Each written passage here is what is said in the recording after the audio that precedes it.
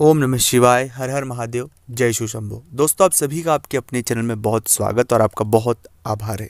आपके मन में कुछ डर हमेशा बने रहते हैं, चाहे वो अपने बच्चे के एजुकेशन को लेकर हो, अपने पति को लेकर हो, पत्नी को लेकर हो, व्यापार को लेकर हो, नौकरी को लेकर हो। एक ऐसा डर जो सामान्य स्थिति से नहीं होता है, आपके मन में एक हमेशा भय, जब भी आप वो बात सोच लेते हैं तब आप खुद के मन में सहम जाते हैं। आपके मन में एक बहुत नकारात्मकता जगह बना लेती है। उस बात को सोचने के बाद आप उस बात से 2-3 दिन तक परेशान होते हैं, बहुत दिनों तक परेशान रहते हैं।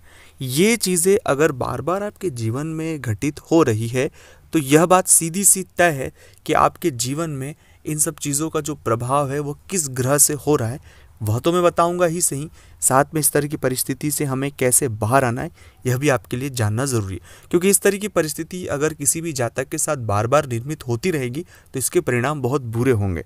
और जो हम मन में सोच रहे हैं, जो चीज़ें हैं, इससे हमारी योग्यताएं कम होती है, इससे हमारे कॉन्फिडेंस लेवल कम होता है, इससे जो चीज़ें हम सही करना चाहते हैं वो सही चीज़ें सही नहीं कर सकते।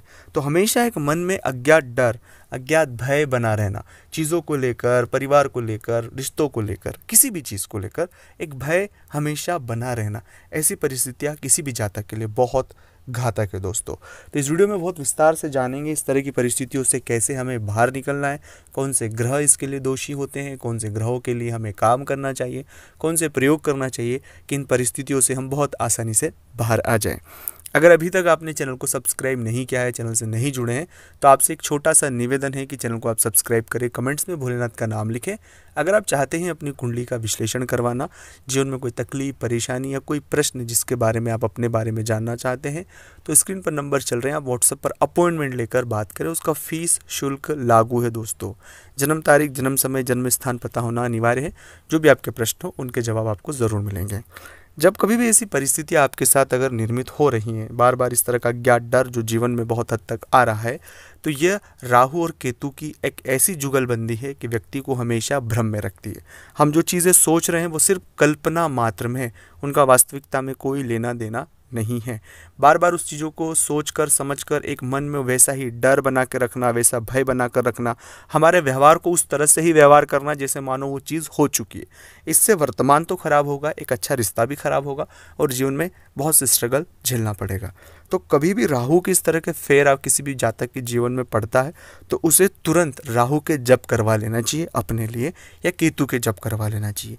दूसरी बात है कि जितना हो सके उतना आप सोचने से बचे उस विषय को, क्योंकि जितना आप ज़्यादा सोचने की और उस विषय पर जाएंगे तो नकारात्मक ही सोचेंगे, अच्छा आप नहीं सोच पाओगे।